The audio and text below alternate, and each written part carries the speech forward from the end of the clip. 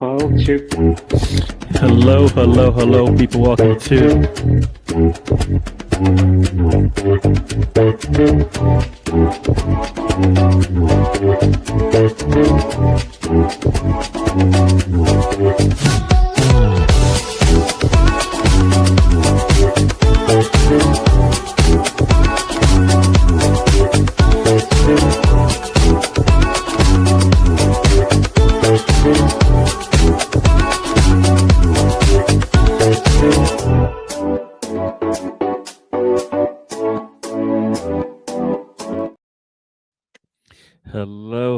hello, everyone. Welcome to the trip. It's the day after. I think, yeah, the day after, also a day after the snowstorm, but after the Arsenal match, after, yeah, everything. Yuck. But we are here, and I got with me Tony. Tony, how you doing? I'm here. All right, he's here, people. He is here. That's about all I can say. All right, so he's here, and we will be Tired getting of into. tired of a cold, tired of a snow. Oh, did you guys get a lot of snow? Yeah, got a foot of snow, which is quite a bit Yeah. for here. Yeah, I think I did a little shoveling yesterday, just a little bit, just to get from the house to where the cars are parked, and then today I went back out and made sure I can actually get out of my driveway. At least my wife can get out of the driveway because I work from home tomorrow. So, but my back's sore, and probably have to do a little bit more shoveling tomorrow when the car is out of the driveway. Make sure we're good there. But we're gonna say hi to a couple of people, and we're gonna get a move on here because we'll say hi to people and then we'll get into it because there's probably a lot to say. We've got Arsenal Daily Wag in the house. Thanks for joining us. Saw him last time we were out. It's really late where he is, 2:40 a.m. Ay. So that's what is that, 7 hours, basically. Hopefully you're still around to hang out with us, but thanks for joining us. He said, big up, guys. Got Miss Melina joined in early. I don't know if she's still here, but if not, thanks for joining. If you haven't already, subscribe, hit the like button, I guess, when you come in. Got Tehran in the house, BBK Sports. Check him out daily. Check him out daily. What else we got going on? BX Gunner's in the house. Say hi to BX Gunner. Thanks for joining us. Got Steven in the house from the north.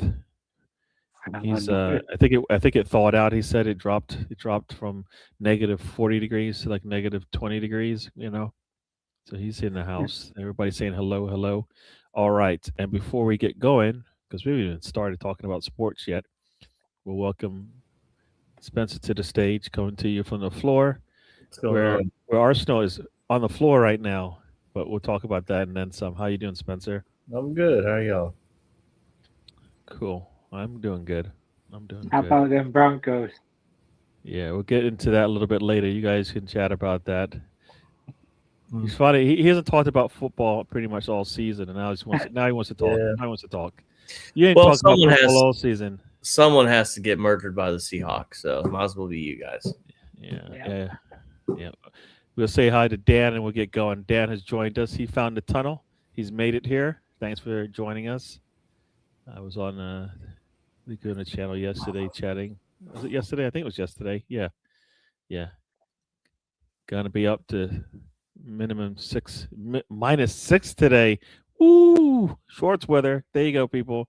If you want to know what it feels like, I live up north, the north. Yeah. All right, so let's get into it. So, what do you want to talk about? We want to move on, as Spencer says. I don't like to move on. I'll tell you this. I didn't spend all this time getting ready for this game just to give up on it and not talk about it. Just remember, and I preface this for everybody, I like to talk about the game in its entirety, not necessarily has any bearing on the season at hand. Just keep those things separate. They're not the same thing. I could be upset with the game, really hate the game, but it doesn't mean the season is terrible. Okay? Remember that. So I'm not hating. Remember that, chat. The game can be terrible, but it doesn't mean we have to create this narrative for everything. Yeah. The season is not There you go. indicative on one game. Okay. Yep, the snow. For those who are, I guess Spencer and Tony and I have all experienced some snow. Tony got the snow through the plains, and me and Spencer got it across on the coastline over here on the coast, on the East Coast. So we all got. I don't know. I got at least a foot of snow. Tony said he got a foot. What about you, Spencer? Got a dusting. You got a dusting. You got nothing. You know what? You know what? I think you'd rather have the foot of snow and a Broncos win. No, I'd do anything for Broncos win right now. It is what it is. All right. And before we could go, we got, guess what? Donuts. Rosie has joined us. She says, hi, the OH, original Homer, Spencer. Tony, hope you guys are well. Hope the chat is good, she says, and check out the links to the show. All right. Let's do this. So, going into this game, I'll tell you how I felt. Defense comes to play would be good. A lot of people had like 3 and 4 nail games. I'm like, you know what? I really just want a clean sheet. 2 goals is what we really need to secure a win, and when we play good defense. So we get a clean sheet, 2-0. I was happy, Coming in, I thought that's what we would be able to do. I looked at the lineup and said, all right, I'll take the changes. Not really thinking that the changes were going to make that big of an issue, but they did. But looked at the lineup and said, all right, we're going to switch things around. Be nice to see if Jesus can get a start and give Gyökeres a day off. Talk about that as well. But that's how I felt going into the game and about the starting lineup. I actually like the changes up top. Do something different, Arteta, is what we said, and he did. He tried something different. Tony, talk about and how did it work out, Gary? Talk about no. Stick to the agenda, okay? Talk about coming into the game and then the starting lineup, okay? It was one of the few that didn't want Jesus to start. Think he's cup-only player. Same thoughts with Martinelli. Cup-only player. Don't think they can set it in the league. I thought we would win this 3-1. It ended up being 3-2 other way, with us only scoring. You're talking about more than just what I asked. We get into everything. You can't answer all. You can't answer everything in like 2 minutes. You can't. I know you can't. Jesus started, and I didn't want him to, so that's it, Gary. Did you think we were going to win? Let's ask that question. Yes. Okay. I just said that. I thought we'd win 3-1. 3-1. Sorry, I missed that. My bad. All right. Spencer, talk about coming into the game in the starting lineup. Yeah, the Jesus one was kind of weird to me. I mean, that I guess because I didn't see the lineup until the game actually started. I was busy with other things, so once I saw the lineup, I guess I was kind of like wondering where Havertz was. Not saying he should have started over Gyökeres, but I figured he was on the bench, but obviously he wasn't yesterday. So I think I would have started Gyökeres, man. And I'm not dogging Jesus at all. I think that's the only change. It was good to see Nkapé back. That was good to see that. It was good to see. I think Calafiore was on the bench, if I'm not mistaken. I don't think so. Have the no, maybe he wasn't. I just didn't have everything memorized on that. But it was good to see Nkapé back and everything. Yeah, I mean, overall, the Jesus one. And it was just my initial gut reaction, right? I know, I always want to say this, and I've been thinking about it recently a lot with the Denver Broncos in the 4-1 yesterday. What was your feeling when you saw it? Not, after I see the result, my feeling is X. That was the one name that stuck out on the team sheet. I was like, I guess. I didn't really – that's the only one I questioned. Yeah. So I wanted it to – Jesus offers something different than Gyökeres. Correct. I'm getting my echo in my ears. I don't know whose mic it is. I don't think it's mine, but I hope it's not mine. But like I said, I think I was happy to see some change up top because I think Gyökeres was getting overused. Probably, in hindsight, it's probably the worst game for him to switch out of. But he had been playing so much anyways. I figured, you know what? All right, I'll give it a chance. I mean, I know now we need to be strategic now when we take him in and out of the lineup. Like he has to play in our big games going forward. That's just it until Havertz can show that he's healthy and ready to go. If he's even a viable option, but in reality, Gyökeres should start for us going forward. I think. I think some people have even said, I don't know, Tony, how you feel about this, but some people are saying, you know what, Moreno actually offers us the best. He gives us the best answers to the questions when we put a player up top. What do you think about that in terms of who starts center forward for us, be it Jesus, Gyökeres, or Kai Havertz, or Moreno? Mourinho fits the way Arteta wants to play, but that's not the way we should play. We should play fast, high tempo football. Gyökeres likes going into open spaces, so you need somebody like Trossard feeding him the ball. And just to me, Jesus, you give up more than you're gaining. He gets 2 chippy goals in a cup game. You can't go by what these guys do in the cup. Even going to Martinelli, you can say, oh, he has these Champions League goals, but it's open play, and the teams aren't as good. And if you look at the Premier League table from 4th to 17, not many points in there. I think like 8 points maybe. But Yep. That's cool. That's cool. Spencer, any thoughts on who should, we've got 4 center forward options, and Kai supposedly is Gyökeres. off of the table. Okay, I mean, for me, it's Gyökeres, Havertz, Moreno, then Jesus. Got it. Yep.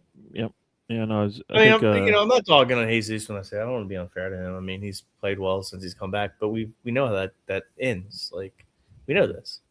Yeah. To me, I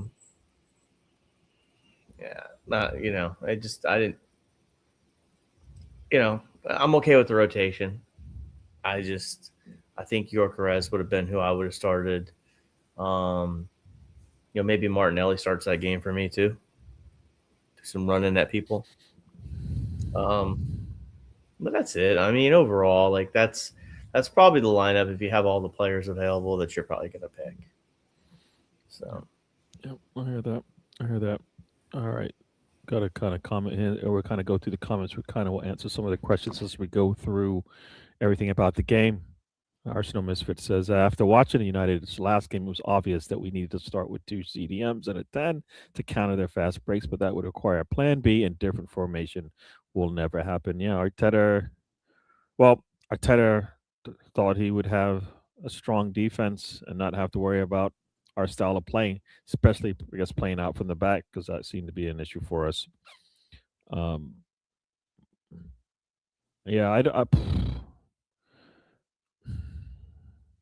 think we should be able to rotate our midfield and not feel like it's going to punish us, but I guess 2 CDMs, I guess.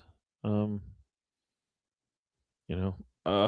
think what you're saying really is that Erdegaard is probably not your option then, because he's not a 10. Spencer, I'll let you kind of respond to this one. He can play the 10. No, he can, but he is not a 10 for us. Well, no, but again, I think at home, why should we adjust? We're at home, we set the tempo. Yeah. I mean, that's how I mean, if you're going to Old Trafford, yeah, I agree with that. But if you're at home, you should be able to play the way you want to play. And, I think we showed it for the thirst. If you want me to step into this, I don't know if this is a segue for that, but the first 30 minutes, I think we played the way we wanted to play, got the goal, and then it kind of switched off. So, Yeah, I guess the thing is, it's always the first 20, 30 minutes. It's the next 60 minutes sometimes that is where we kind of, as you said, tail off. Tony, you like a midfield with 2 CDMs and a 10? And did we have that this weekend? I don't think you need 2 CDMs. I would like the 10 there. Who's our 10? Odegaard. No. Does he play as a 10? That's my problem. I don't think he plays as a 10. Yeah, but what happened when he played as a 10, Gary? I'm 15 goals? I'm asking you what he does, not what he could do, because that's the problem. We're looking at we're looking at the Fs, and I'm talking about what we actually see. We don't see him play as a 10. The man standing between two center, he's standing behind our CDMs. How in the world can he be considered a 10? Okay, so Gary, 95% of our conversation is worthless then, because our head is stiff and rigid, and you know what's to happen. Yeah. But he plays as a 10. That's the problem. That's the thing. So I go by what I see. So if I'm saying I want a 10, and I'm saying Eze plays more like a 10, then I want Eze. You know what I mean? I mean, Odegaard probably needs the rest. Eze needs the minutes, if you want to go that way. Yeah. But no. I definitely agree that Odegaard's probably not back healthy yet, because he can't press for us. So then when he can't press for us, then we struggle. Because I don't think either one works as a 10. If they play as a 10, that's the thing. Before let's continue on, everybody check out the links that Rosie has pushed out there for all of the family of channels that are part underneath the DWTT family. Check those out. Everybody saying hello to each other. Thanks for that. Yep, the landlord once again. And I guess you know what, we'll hold that thought, Stephen, because that is a good comment there about halftime. Let's go through the first half, and then we will continue on. Yeah, Stephen actually said that team selection was not the problem. It was all tactics and Arteta's lack of will to win the game. And that might, that lead into something else as well. I'll come back to that one, but we'll say hi to everybody else who's joined us. Stan, the man, has actually joined us. Good evening to you, sir. Thanks for joining.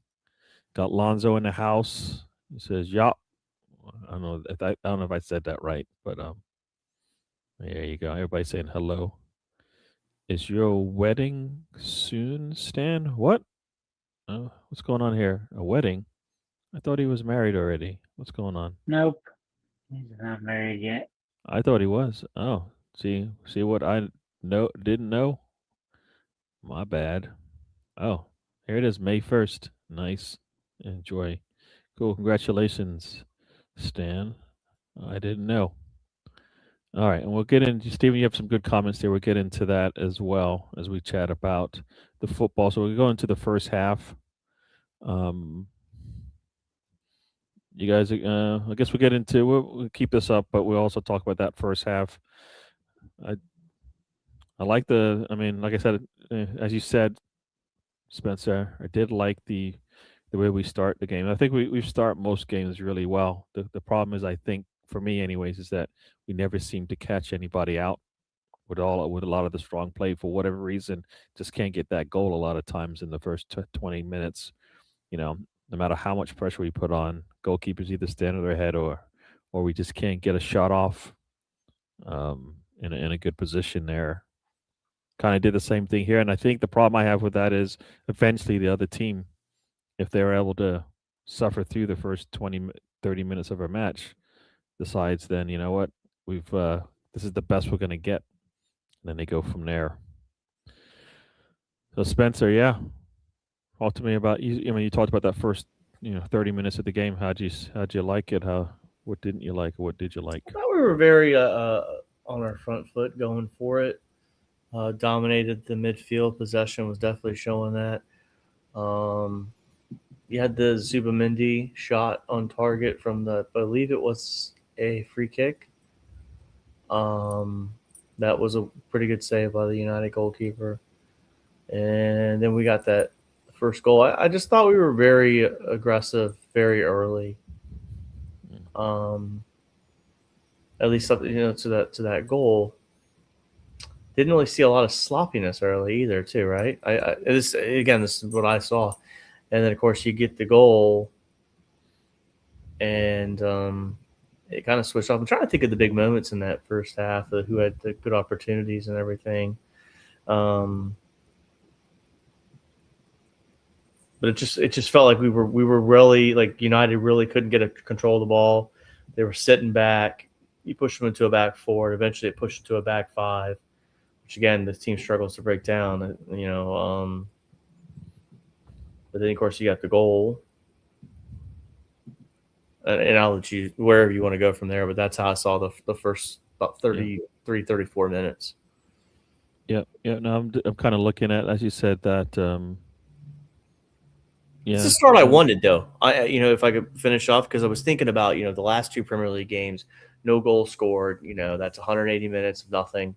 Then you go have the Inter Milan, beat down during the midweek, and then I feel like you started very strong, based on what you kind of wanted to see as a response from the last two Premier League games, in my opinion. So. Yep. In the 19th minute, Zubimendi's close range header is saved straight at the goalkeeper, so didn't really make him move, but we did get a shot there. It was a good header too, very good header. I just really just turned and boom right there, Yeah. I think they started. They got a couple, or I don't know. They got one breakaway. I think Martinez got a shot that he just missed terribly. I think Bueno also maybe got a run at us as well. I don't know if that was in the first 30 minutes. I know that started when Erdogan wasn't able to control the ball, and it just started a counter, and Bueno. Then they went on a fast run. We were able to split our defenders, but Saliba was able to get in there, and the track and Bueno of what he was doing, and we got saved there. Tony, the first 30 minutes of the game, how'd you see it? It's the way you want to see us start out. Still would like to see a little bit more tempo. I think that's what gets us, is that we don't go towards the goal with pace. Everything's built up from the back, then you slowly work your way up, and eventually shoot it. And usually the keeper can get it or knock it out of the way pretty easily. Not something you just bury there. The keeper has no chances at, but it was a good start. But the problem is we can't sustain this over 90 minutes.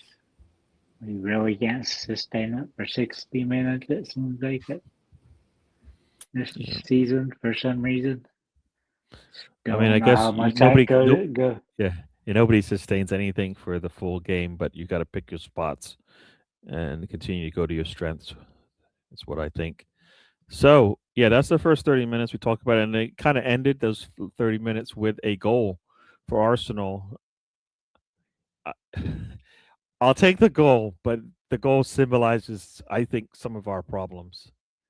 It was a nice build-up play there, nice 1-2-3 play there in the sense that Saka is able to cut inside, make a little chip into Erdogan, who for one time touches it into our attacker, who happens to be Timber, right? But Timber's being surrounded by Martinez and the butcher. Obviously, it looks like eventually they decide he taps it in off of his foot. But for me, yes, it's a good goal, but why is your fullback the highest person up on the pitch in an attack? It just symbolizes some of the problems, I think, with the way that we attack when we have our fullbacks all in positions that I would expect our striker to be in, right? Or maybe when they switch, they switch with the wing. Maybe the wing would be there, but our fullbacks in that position, I'll take the goal, yes, but that's for me. It's good, but it's not good because then we talk about what's his role. His role is to defend. He's our best defensive fullback we got, but he's in a position to score. So taking a goal, but I'm wondering, long term, that's not where we want to build. We don't want to score with our fullbacks being in that position, because ball gets turned over. What happens? we're on the counter and our fullbacks high up the pitch, you know, and we don't have any of our defenders back. You wonder why? Because they're blasting up the pitch. Tony, that's kind of how I'll take the goal, but like I said, I kind of felt like, you know, it symbolizes some of my concerns as to, you know, what happens when we do make a mistake and get counted on, because that happens a lot to us. Gary wants me to beat the dead horse more. If you want to attack with our full backs like that, put an extra center back there so you have extra protection. That way you don't need an extra central defensive midfielder. You got 3 center backs back there. You got the cover. But then your fullbacks can go do what the hell they want to do. But when they're up there, it's always space. I mean, I don't know how many times Gabriel was on the island back there when we had a Ukrainian back there. Now he's gone. And now we're doing it with other players. Timber used to not do it. Timber used to be disciplined and would stop at the halfway line. Now Arteta has him buying into what he wants from fullbacks, and that's going up and joining the attack. I just think we'd be better off if we had 3 back there. But I'm not Arteta. He Arteta in on the way that he plays that. Arteta knows that he won a cup with a back 3. That's why he won the FA Cup, is we switched to a back 3. I heard that. But he doesn't want to change the formation. Even slightly, just adding the attacking midfielder back behind the back 3 might help. But it's not what Arteta wants. So there's no point in discussing it. It's whatever I say isn't gonna happen. So yeah, Spencer. My take on this, on the goal. I don't know what your take is, if you have any take, or are you just happy the ball went in? But I kind of felt like there was a little bit something. Was that the set piece? That was off the corner, right? That was, I don't know if it was off a corner. I don't think so. I think that was just a build up and Saka gets the ball out wide. I don't remember. I don't think it was a corner. I'm trying to remember the first goal right now. Yeah, the first goal was the goal. If you, like I said, Saka gets the ball off on the right wing, cuts inside, does a little chip to Erdogan, who off the back heel off of Martinez. Yep. I mean, it's an open play goal. So I don't know, man. I'm thinking about. So I'm just sitting here thinking about this, right? Scored 3 against Inter Milan. Scored 2 yesterday. You hear what I'm saying here when I say this? Are we? Because we're breaking this one down, right? And I'm keeping this careful what I say here. I like to say your first thought is the right one. So if you're trying to change it to what you think somebody might want to hear, you shouldn't. You should just tell me what you think. Oh, my first thought is I'm wondering, are we slightly overreacting? And what I mean by that is, like, obviously the defeat yesterday is not an overreaction, but I feel like yesterday was more of mistakes than it is the way we play. Yeah, that's my gut feeling about yesterday. I think there was too many switching off, lack of focus. You know, especially the first goal, which we'll get into that. But no, I guess my point being is, like, the first goal is really good. It's an open play goal. Everybody says we can't score open play goals. You scored an open play goal. Yeah, it bounced off Martinez. Okay. Yeah, but it's a goal, right? Yeah. We had really good goals this midweek against Inter Milan. I guess I'm just trying to pump the brakes on everything, right? I don't want to pump the brakes. I want to. I don't think you're wrong. I don't think you're wrong what you're saying. It's where we start talking about Arteta's tactics, and it's like, I don't know if that was the problem in this one. You know, I think that okay. So the first goal, the build-up play, and all of that for me is perfect. I just don't like the fact that it's our fullback doing it. I just find it weird. No, I agree with that. I absolutely. I'm 100% on that. I would love to see the fullbacks overlap. but that's not what's happening here. So, I think that's something that horse is gone. Our fullbacks being up so high opens up to massive counterattacks and puts pressure on our center backs. 100%. I'm not a fan of that at all. But that's the way it is. Yeah. But I'm looking at it's a good open play goal. I just had a thought, and I was just thinking about we just went to Man United, but we missed the Inter Milan game. Not saying we should have done a full breakdown, but I'm trying to think about. I guess I'm trying to compare. So, of course, I'm going to bring the NFL. Broncos season just ended, so I'm just trying to think about. I'm thinking big picture there, minus what I saw on Sunday. You know what I'm saying? So I guess it's both teams' performances are intertwining in my mind. Whereas I saw finality Sunday with the Broncos, like you're done. Where I'm seeing with Arsenal, I'm seeing from our fan base, we're not out of this yet. You know what I mean? And you're not doing this, and maybe I've sidetracked to this. I need to shut up and go back to just sitting here. But just keep it in perspective, I guess, is we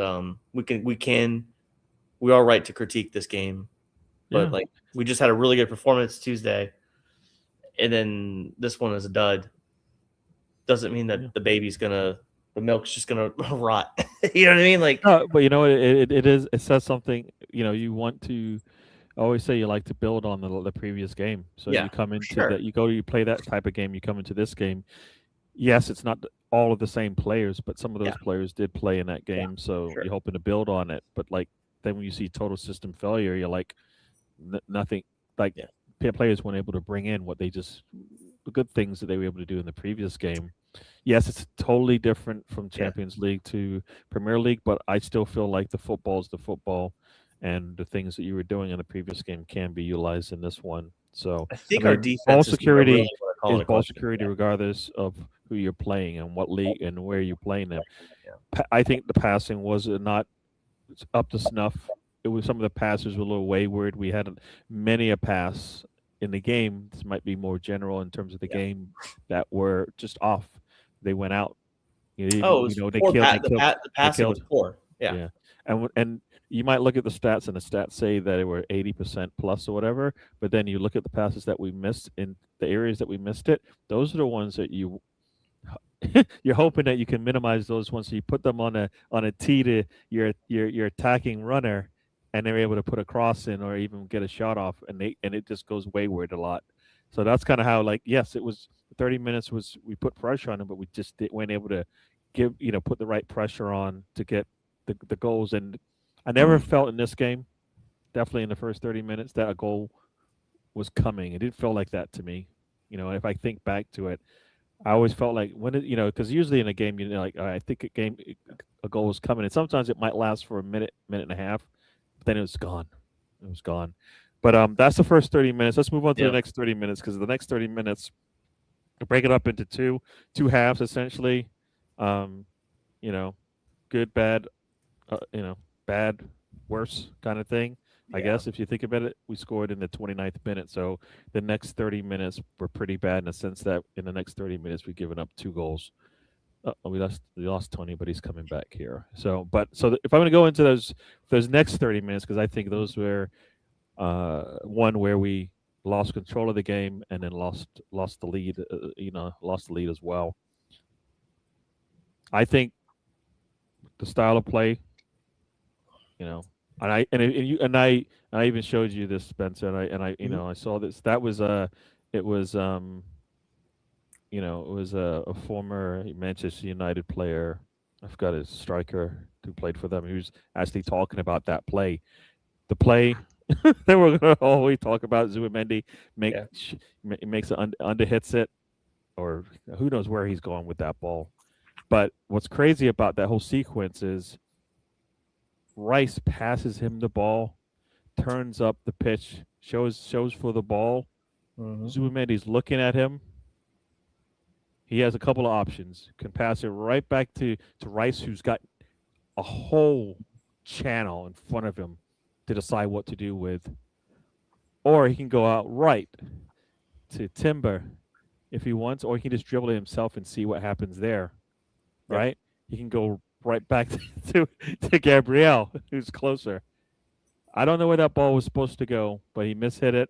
Next thing you know, blah, blah, blah. So for me, that's a little bit of the style of play in a sense that we want so much control that guess what?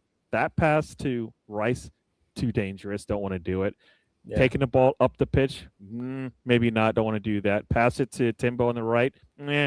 Let's go back home, right? Go back home. Go back to the center of the pitch. Back to our center backs.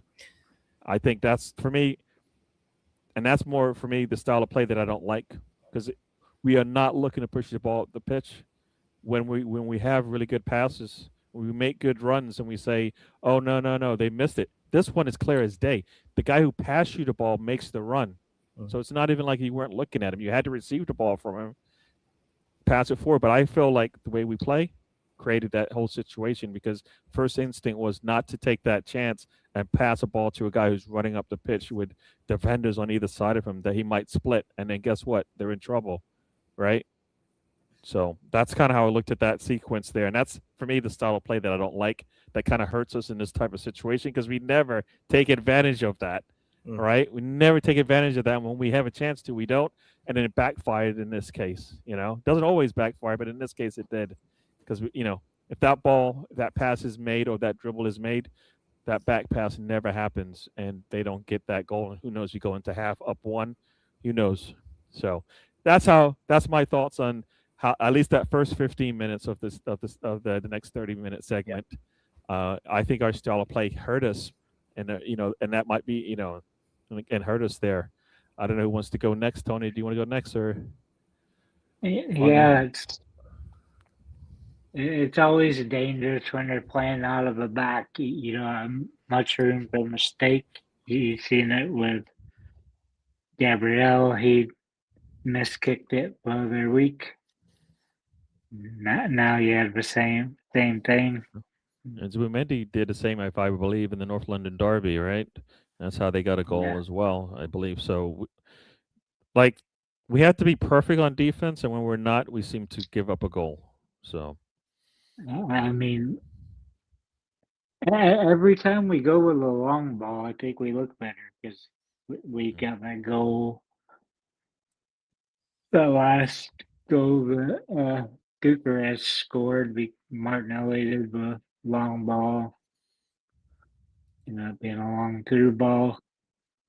And Bucharest gives it to Odegaard, gets it back, and makes it in the back of the net. But to me, that's the way you need to play. You need to be looking forward. Like you said, Rice was there, big channel, could be going to him. But our de facto thing is, let's shoot it back to the center backs and restart this thing. We play slow, methodical football, and sometimes it's a bite us in the ass, and it's happening on a more frequent scale right now. So it's time to maybe change things, but we won't. Teams have us figured out. We're not hard to scout because we do the same thing. Game in and game out. Yeah. Same players, not much change in players. No. I hear you. Let me go through the chat and let Spencer have a say on this one. Looks like, Tony, you've got a new sub there. Rosie has subbed up. If you guys don't know, Missile Dropkick is a channel Tony runs. You check him out weekly, talking about wrestling with Russ. And check him out. Anytime there's a big wrestling event, he will be doing it live. So you should check that out.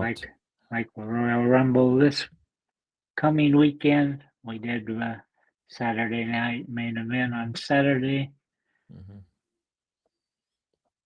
All right, cool. Pretty good. All right. It's weird how much better it is that they moved it off NBC and just put it on Peacock. It was on both. But now you have like 6 minutes of commercial compared to about 35 minutes of commercial. So. Yipes. All right, so check him out. Check out Tony. Let's go through the chat here. Arsenal misfit. The goal is a result of tactics. We piss around passing sideways and backwards, so our mistake is bound to happen. Why take 10 passes or more to do what 3 passes can do? Ball possession means nothing. That's what he says. Yeah, I think in those type of situations, hopefully they go back and look at the tape and go, what were you thinking there? Or Arteta's like talking to his coaches going, did we miss something here? Because why are our players not making that pass? Right? Why are our players going back into what would be considered danger for me when we can go up the pitch and put some pressure on them?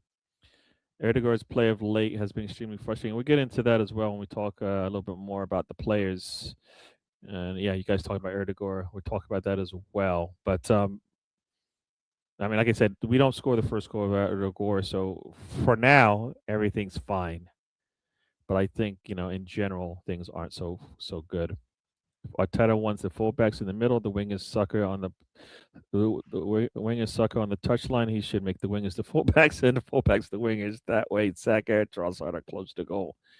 Yeah. We want to see Erdegaard leading by example, drive that ball up towards goal, or lay down a hard tackle for sure. The hard tackle part, I think, that's asking a lot. We're not going to get that from him.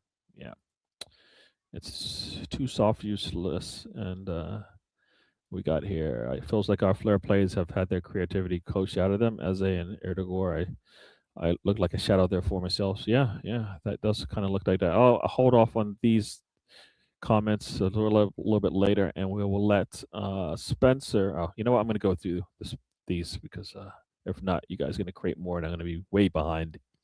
If Arsenal were a band, there'd be no room for a Jimi Hendrix type for sure.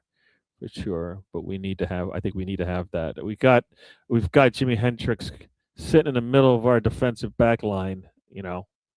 Two of the best out there, right? Doing everything they can to make sure we don't lose. Give up goals. So we need the same up top. Defensively, the passer of the ball should never be the last man back when pissing around like we do, getting the ball up the pitch. Yeah, I hear that. The next pass should have been for Erdegaard, but he wasn't showing for the ball. He was hiding it. Well, you know what? Like I said, Rice made the pass, and that's why for me, I think he goes right back to him. He makes a pass to him as he's coming towards him and then cuts up the pitch. Yeah, Erdegaard could have already been there, and it's an even easier pass. But like you said, who knows where he was at that point? I didn't see it. Got Charles in the house. Thanks for joining us, Charles. What can we say to fans who this is a turning point, similar to new away early in the season? I got our attackers have to score, but we are not built out score, so defense nuance is lost. Yeah, we're asking too much of the defense. They have to be perfect. Yeah. They agree with you. Hook the ball at the pitch and force some forwards to play. Yeah. I'm in for the rumble. See, Sand said he'll be with you. DWTT, physical, technical, emotional balance we displayed, to be honest. So to be honest, we are an underdogs team because when pressure comes, we lose all stability, always perform pressure, not there. I think that's what you meant. So Spencer, talking about those the next 30 minutes, for me, like I said, I think our style of play created that goal. Not necessarily, not just a mistake. I don't think it's style of play created that goal. I think decision making created that goal. What I mean by that is that I feel like there was decisions made by players, poor passing, poor control of the ball, not thinking about, okay, well, now we're up 1-0. Let's keep going further. Like, to me, that was just Zubimendi making a poor decision. Like you said in that chat, like if they don't concede, it's 1-0 at halftime and no one's talking about it. But because he didn't turn that ball up and find Timber or find Rice, or even kick it out of bounds, right? Novel idea, right? Or put it in row Z all the way up there, whatever. He kicked it back and it created a chance for Mbueno that, again, in my mind, when you are struggling to score in the league and you've gone 2 games in a row in the league where you haven't scored and then you give up one, now you're chasing the game in my mind, right? You're at home, the title pressure's on you. I do agree with Tony, kick the ball up and see what you can get, but just better decision making. I think that there's been a lack of care with the football, right? And what I mean is like the decision making, but not, we're taking risks that are completely unnecessary. And I noticed it in the Forest game, and I've also noticed it here. Our back line is having issues connecting with those players that are in that next middle third. and we're getting balls turned over. Now, whether that's an Odegaard, Rice, Zubamendi, those are the players receiving those passes, or if it's the people distributing the ball to them. I don't think it was our style of play. I think our decision making was poor, to me, because we've played poor style before, or whatever people want to say after that, and been fine. But the reality is, to me, you're up 1-0. You should go chase that second goal. If you put that United team down 2-0 at halftime, I think that game's over. But you let them off the hook. And maybe if I can segue to this now, since you said the 30 minutes, I feel like a change should have been made at halftime. And I don't know if you'd make 4 changes like he did at the 57-minute mark, but I'm probably pulling Jesus off. I'm probably pulling Trossard off. And I didn't know Havertz was there, so because I texted a buddy and I said Havertz, Martinelli, and I think Eze was some of the names I was looking at. But we just needed something, a spark, right? And I didn't sense it. I didn't sense that fire. Now, whether we might have this discussion that, whether Rice should be the captain sometimes, but he's on the pitch, regardless if he's got the armband or not. You're still on the pitch. You're so responsible. It's not necessarily that. I don't think it's as much that he takes the armband. It's the fact that we can't bench our captain. I think you absolutely can bench your captain. No, I think you can't bench your captain because that's why you gave him the armband. He should be somebody that's available to you all the time, somebody who's going to start most games. He's got to take a rest every once in a while too. No, we're not talking about that. We're talking about like 90, like those games that are needed. So if somebody's going to play the 30, 40 games or 50 games in the season, that should be your captain because that's why he's your captain. That's why we want a captain, because we want somebody to lead. Somebody need to answer the call when there's problems, right? So for me, if he's the captain, he's somebody we depend on to play pretty much all of the big games. Not, well, you know what? This is too much of a big game for our captain. That doesn't send. That's not the right message for a captain, right? I can agree with that. Yeah, I think to an extent. But I mean, that's what I saw. I think you should have made some halftime changes. Pull Jesus off. I did like bringing White on when he did come on. I did like what he brings to our forward attacking play at times. But you lost it in that 30-minute mark, and came out for halftime. It came flat. Like you came flat, and that's the one I can't understand is how flat they were after halftime, and again the sloppiness continued, and then the goal that was given up. Great goal by I can't pronounce his name, but the guys stop as if they want to foul because of the handball. But again, like I see this on every team. I see this. We watch games all year. Players stop as if they're going to officiate the game for the referee. Absolutely not. If they don't call that hand, you have VAR now. Like, why are you stopping? Right? There are tools that allow the games clear and obvious. More likely now re-officiating the game. That goal is 100% based on Zubamendi. So I got to pick on him. Stopping because handball. Well, the ball's in the back of your net now, young man. And VAR didn't agree with you on that. So I'm seeing that, and I'm like, what are we switching off for there? So that's your second goal given up, and that's on the players. What are you doing out there? Why? But that's how I saw that 30 minutes. I like the subs that were brought on. It was aggressive, but the damage was already done at that point, more than likely. So for me, and I guess to let you, Tony, have your say about that second half of the 30-minute period there. After they got the goal, I always kid about going into halftime. What is Arteta going to tell these players when he comes out? And for me, I would say a lot of times I'm like, what did he just say? Because he didn't help them out because they came out, as you said, probably flat in this case, or doing the total opposite of what they were doing to get themselves, put pressure on the other team. And this time, here's what I think. and this is me just guessing because I have no clue what's going on in the locker room. I think Arteta puts too much negativity into their mind about what could or couldn't happen in a game, as opposed to go out there and get the win for us. We're dominant defensively. They're not going to score on us. We've got Saka out there. Don't worry about it. We got Jesus out there. Don't worry about it. We got Trossard out there. Don't worry about it. Erdegaard, we're going to score goals. That's why I put you out there, and fill their brains with as much positivity as possible, as opposed to negativity in terms of what the other team might or might not do to us and what we need to stop from them. Blah blah blah. All that stuff. That's kind of how I feel when we came out in the second half and gave up that goal, and we were like tense. They say things start to tighten up, right? Pressure makes diamonds and all that kind of stuff, right? And in our case, it just tightens up when we get constipated, kind of thing. You know what I mean? That's what it looked like when we came out in that second half. Like we were scared to go out there and lose a game we hadn't actually lost yet, and we played a little too tight. And then when you play tight, everything looks bad, and that's how they were able to get that. Both goals, they looked the same essentially. That play in the midfield just looked really bad. Next, boom, boom, they got a ball. All they're doing is standing there looking at our back line. And instead of getting too close to the back line, he just took the shot. Dogu just takes that shot as soon as he gets the handle on the ball. I mean, there was no handball there.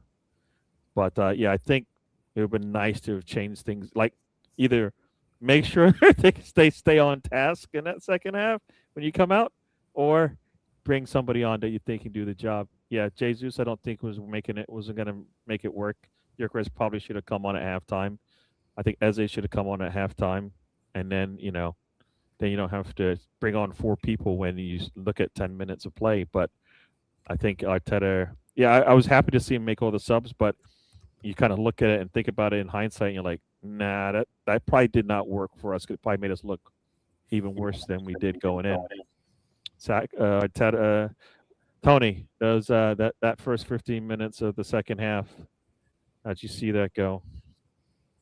Yeah, and like you guys, I think we should at least made 2 of those substitutions at halftime. Jesus would have definitely been off. Probably would have brought Eze on. But I think the problem is why you see these guys flat and why you see them so delayed is they're caught in 2 thoughts. They're like, this is what the manager wants to do, but they're like, this is what my football brain wants to do. And Arteta's to their ass if they're not doing what he wants to do. If you want to go back to the Amazon documentary, he said, this is a way we're to play football. I can change the players, but I'm not going to change the way we play. So, you have a stiff way of playing. You got to drill that into the players. If they see something that they think they should do, they're going to be caught in 2 minds and say, no, I'm going to get in trouble if I do this. But if I do it, it might be a goal. Might be an assist for a goal. But I don't like the 4 substitutions. I think doing the 4 substitutions is saying, oh, I screwed up. I got lined Anytime up you make a wrong. substitution before the 75th minute, you probably have made a mistake. And guess what? I don't care. Fix the problem. Don't let it fester. Right? Yeah, I've seen Pep make a sub 30 minutes into a game. We won a Champions League game. You think people think, oh, that was a bad move? No. Instead of sitting there watching something you don't like, but you don't have to change do it. You don't have to do all 4 of them. No, I don't. The number doesn't matter. But it's something like, you know what? The fact that he didn't do it at halftime, he did it as soon as he could, which 55 minutes making subs. That's early for Arteta. We know this. We seen him do it. Injury, anytime underneath 60 minutes is usually because of an injury. It's never really because guess what? They're not doing what I'm asking them to do, or the game state is just not working, and we need to change things up. We've seen this 2 or 3 weeks ago. He did the 3 substitutions about the same minute instead of doing the halftime substitution. Yeah. We had Emery who would pull guys out 25 minutes into a game. Yep. And I think sometimes he'd pull 2 guys before halftime. And I think what players don't think if they make a mistake that they get yanked. So Yeah. they're gonna play kind of carefree that way. Yeah. They know they're not gonna get yanked out at any moment's notice because they screwed up. But instead, the manager gets it wrong. You make 4 at once. You let them go in. You lapse. You come out slow and flat. Like I said, I think it's a lot of it's overthinking. He wants to micromanage the offense and defense, or offense and midfield, and let the defense do whatever they want to do. They get free reign. But it needs to be, but offense to me should be coming first because guess what? You have one of the best defenses in the world. Yeah, You you don't know have what? to. You know what the thing about that best defense that I'll say, it works when we defend from the front, and it works when we defend over half of the pitch. Our defense does not work when we only defend about 30-40% of the pitch.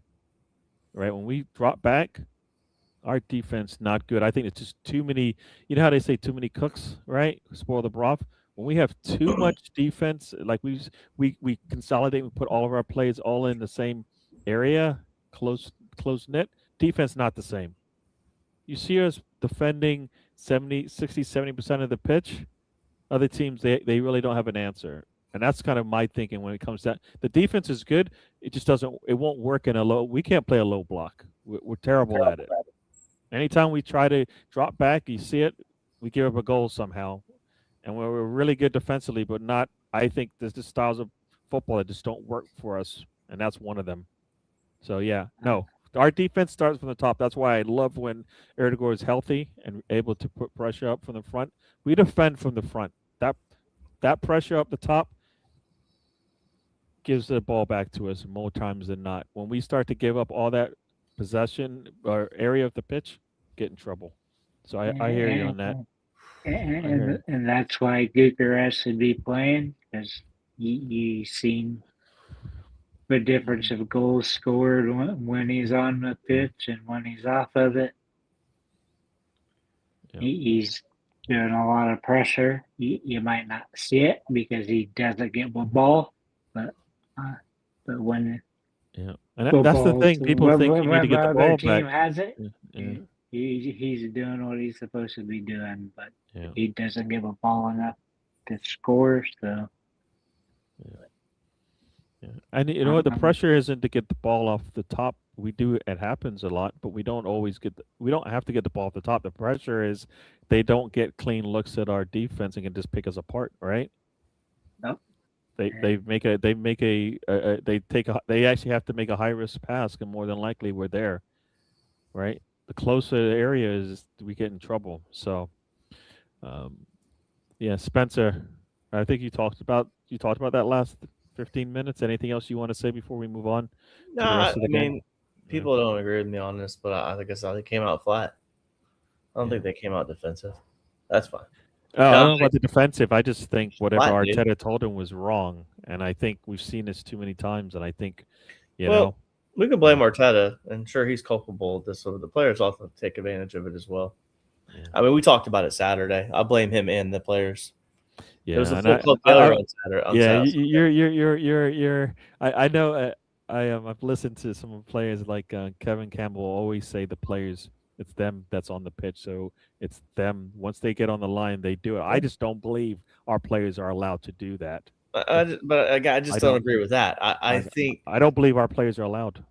But again, like that's giving that's giving the have sat bench for many reasons we don't know of, right? But when you say that, we miss them. We miss them when I agree. But when you say that, you're almost giving the players an out. Like, well, it's not their fault. They're just doing what they're told. Like, they have to take some accountability as well. Arteta is to blame, but also so are the players. Yeah. You know, I mean, do you think? I'm giving.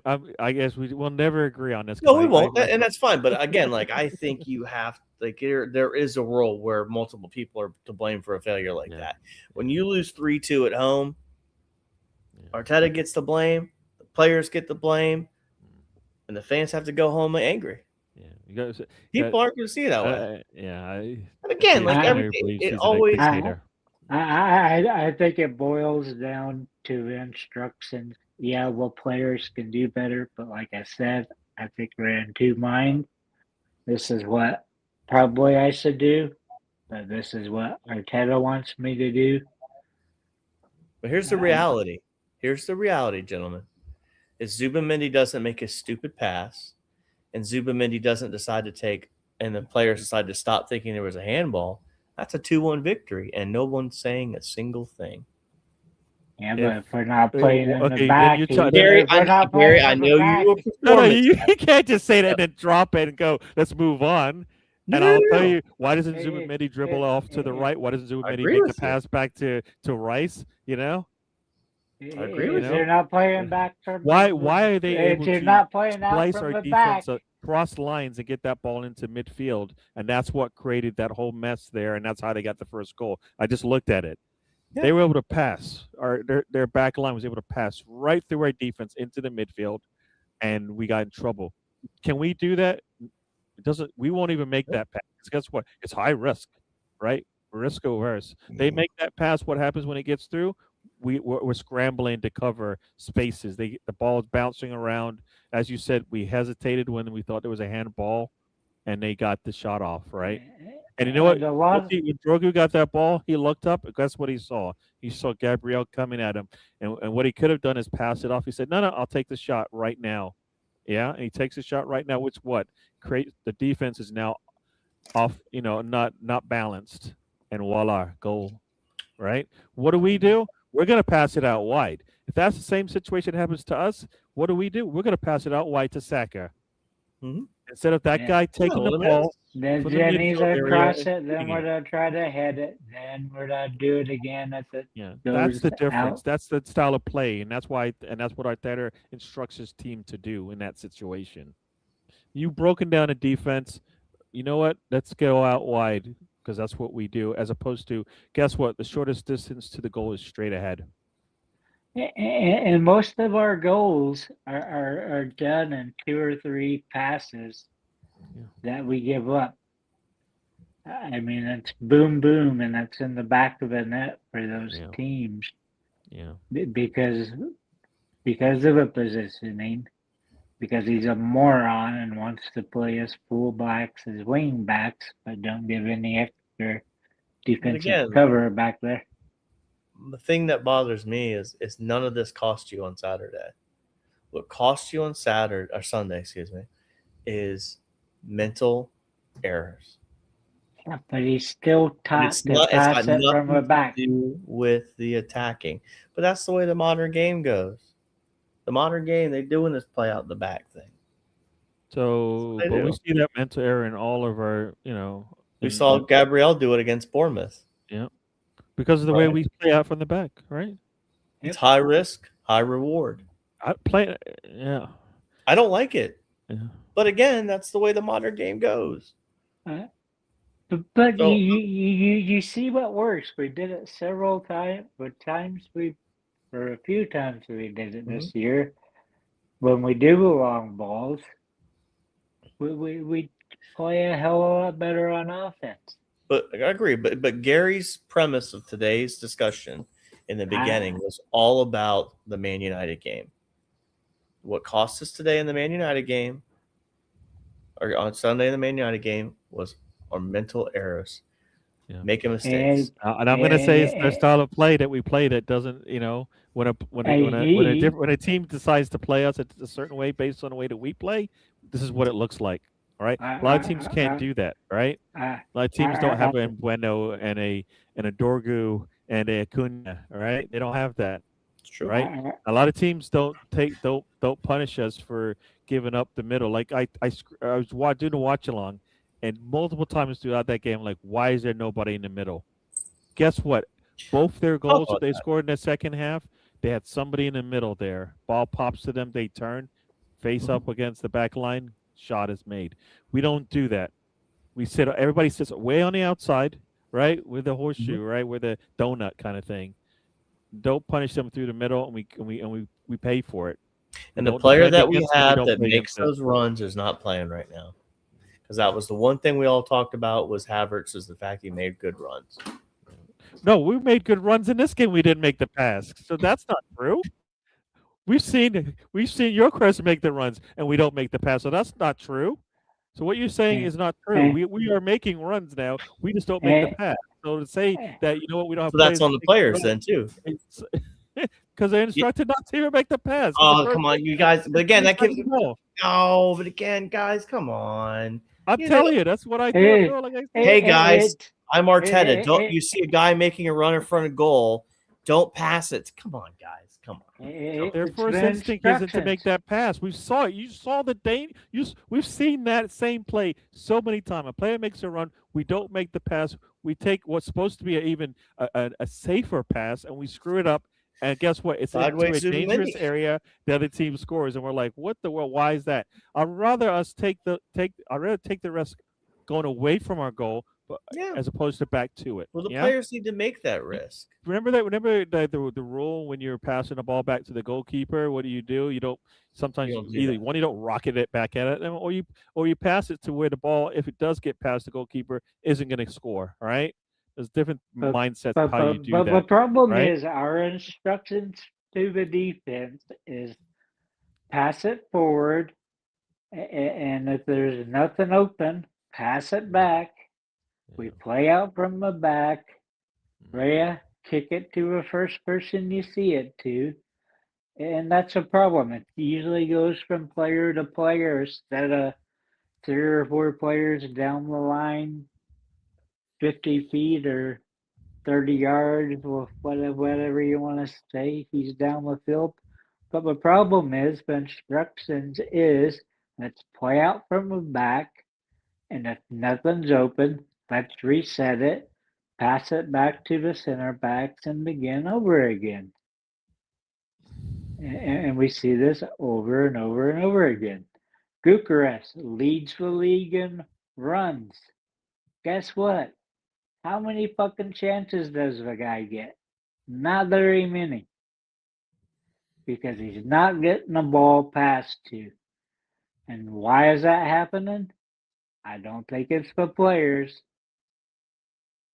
I think it's the way they're taught not to give it to him.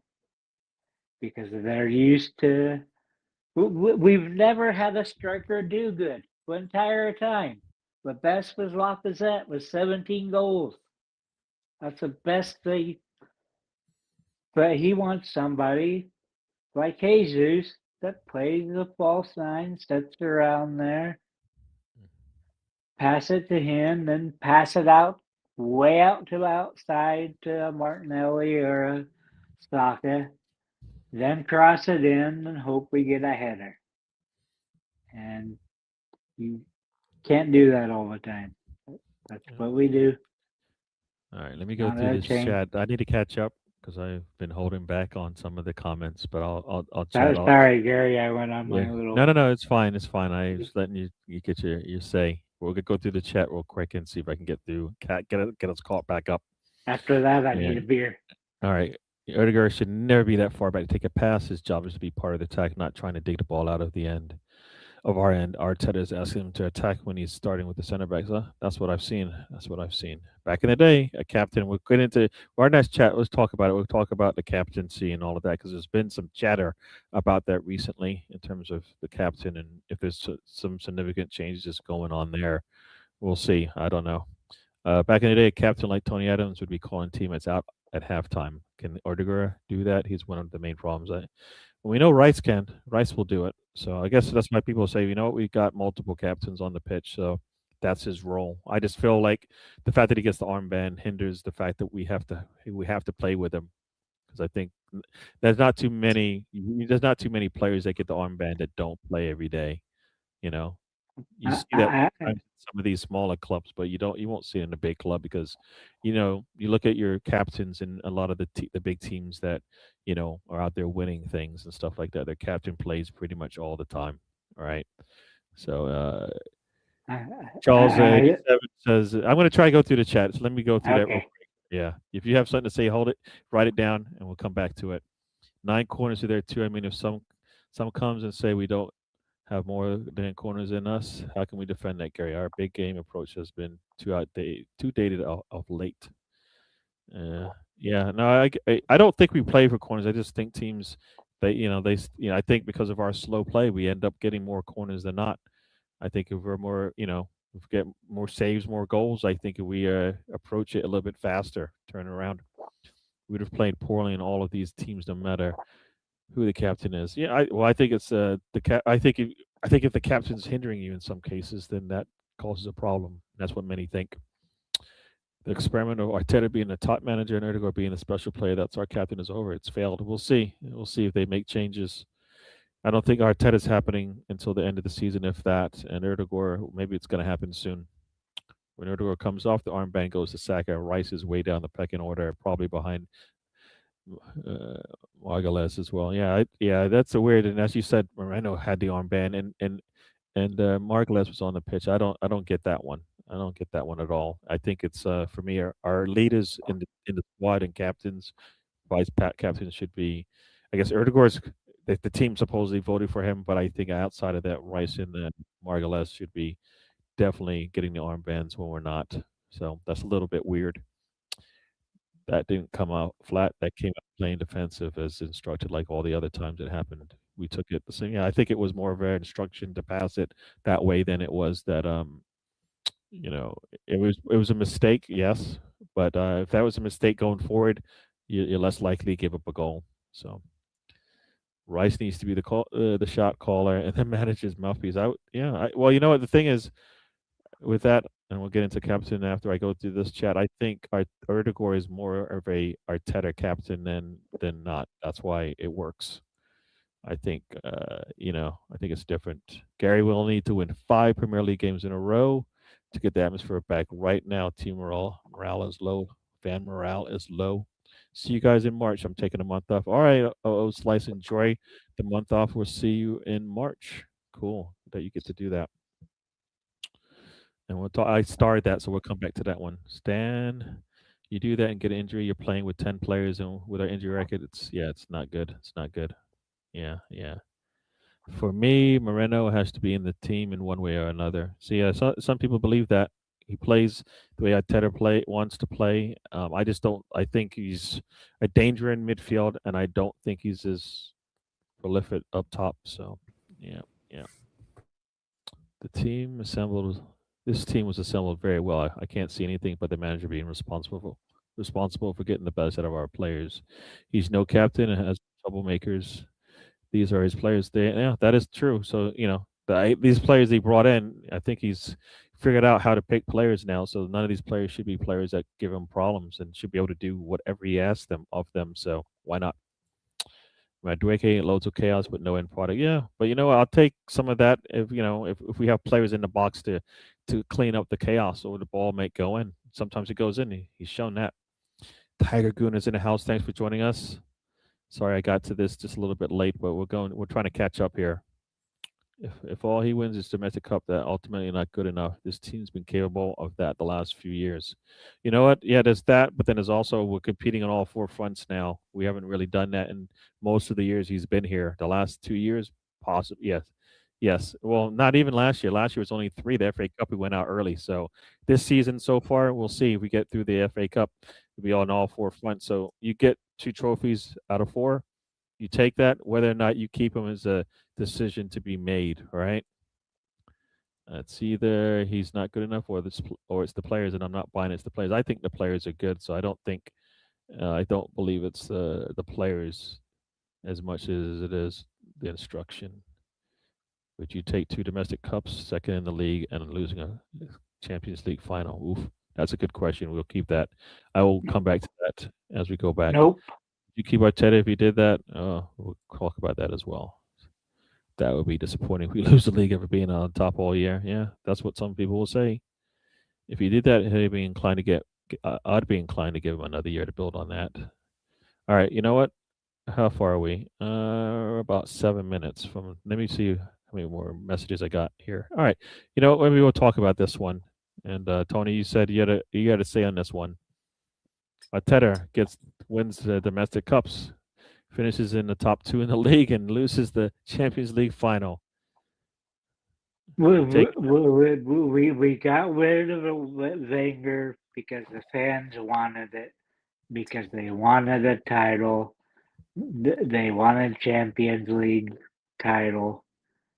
So if they're not winning your 2 main targets, that's a failure. League Cup, it's an easy cup. It's something that hardly has any viewership. People really don't You keep saying care easy about cup. it. Not everybody can win it. It's not that easy. Nothing's easy. If it was easy, it would be everybody would be able to win it, and that's not true. Yeah, because but we've there's seen not that many people in the cup. it's not That's that why easy it's to win, or over. else everybody would have a chance to win, and that's not true. That's not true at all. Because you don't put your effort into it, Gary. Ooh. So you wait. So you're saying it's okay to take a day off, right? When it's a cup game. You You know you've that's not seen true. You what know how many times we've you had these complaints. You know how I don't like to take games off. Why would you do that? you play your young players, Gary. That's what Wenger did. He played his young You players. don't have any good young players. You know that. But you just stated that the fans wanted to move away from Wenger, so why would we adopt the Wenger method? But you see Liverpool did it, and they ended up getting to the final. They Yep. fielded a team of almost all 17 You know what? And that's on Arteta for losing that game.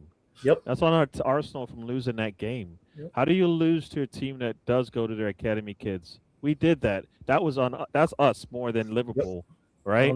I have no. You can't tell me that Liverpool went out there with the thought process we'll get a win out of this game when we lost to their academy kids. No, they do it because And they play those players that get experience. But we're That's 6 kind years of a point of removed. the League Cup. We're That's 6 the years point of it. removed from the last trophy. I don't think we have a right to be picky about what we get. I don't think we do. I don't think we Yeah. can tell you. I don't think anybody can tell you what trophy you get to win this season. So you got to try to win all of them. I think a FA Cup or a League Cup is meaningless. Everybody says you get lucky. Champions League, everybody says you get lucky, right? There's all this luck that's involved to get a Champions League. Nobody goes in there and just dominates all the time, every game, and it doesn't play any luck in it. Everybody says there's a little bit of luck involved in it. Yes, right? But maybe you create your luck, but whatever the case may be, it's not that the best team always wins the Champions League. That's not true. Look at yesterday, for example. There's no God-given right to win shit. Like, it's just not. Like, the Broncos beat the Bills, and then Bo Nix does his ankle. And if Bo Nix is playing yesterday, I mean, Drake May was struggling in that game. You know what I mean? So you're not guaranteed anything in life. Yeah, I don't think you can take. I don't think you can take a game off, because all that does is show that it's okay for it's a disservice. Not the players can take a little bit. Like we always talk about it. We're like, there's games coming up. We should maybe take a day off this day. No, you can't do that. It's not taking a day off though. It's playing your younger players and your squad players, which Wenger got a lot out of those guys. We're not getting anything out of our academy players. You know that. That's why they don't play. Go look at what he used to do. I hear what you're saying, but that's a totally different style of football management, right? We don't utilize our academy that way. So for me, what you're saying would make sense if we actually did that. We don't do that. So I'm not going to say, I would never say use our academy the way that Wenger did, because we don't. That's not the way we manage our players. But even at the Champions League, if you go look at what we used to qualify in this Champions League to get out of a group stage, they were horrible players. Horrible. But guess what? They went out, they played hard, and they did what Wenger wanted out of them. Once again, you're Yeah. comparing Wenger to Arteta, and I think that's where you've gone wrong. They're not the same person, and they don't run their program the But same way. So to me, I hear what you're saying, but that would make sense. Like I can only go by what I see. I mean, what you're saying isn't reality. It's not going to happen. Hey, listen, this club has been to the League Cup semifinals, what, twice under Arteta? Go win the damn thing. Sorry about the language, but go win it. Period. Yeah. It's unacceptable. It's a disservice to the club to sit there and say, well, that cup's, it's just for the youngsters. Absolutely not. Go win it. And you know what? It doesn't. We don't play that way. So you're not going to see we're not going to see any of our academy players in there as much as you think. Solid might be the only one. And that's the problem, Gary. That's why those guys end up with 4,000 minutes because they're playing in the FA Cup. But you're talking about a squad of 24, and he's not utilizing the other 12, other 9 to 10 players that don't get. That's the problem. It isn't the academy kids, right? Norgard is not getting minutes. Why is that? Right? I think it boils down to. I think it's as petty as Arteta didn't want some of those guys. Yeah. Well, all he's doing is killing his other teams. So he's biting off his nose to spite his face, kind of thing. Because guess what? You know what? I keep saying this. When the first 6 months of his career, what did he do? He utilized all the players he had to the best ability of those players, right? That's what he did. Yep. He put him in positions to succeed. I'll repeat that over and over again. So he can do it. So he can do it. He can utilize his players and get the best out of them, even if they don't fit his whatever Arteta ball is. He's shown he can do it. Hey, because guess what, Gary? He went to a back three. Okay. He changed his system. All right. Well, let's bring this back here. Let's bring this back here to 2026. You have a team. I know the comment section probably doesn't agree. This team could go do a quad. They could win the League Cup. They could win the FA Cup. They are in pole position for the league and pole position for the Champions League. There is no time for kids to be playing a semifinal for us.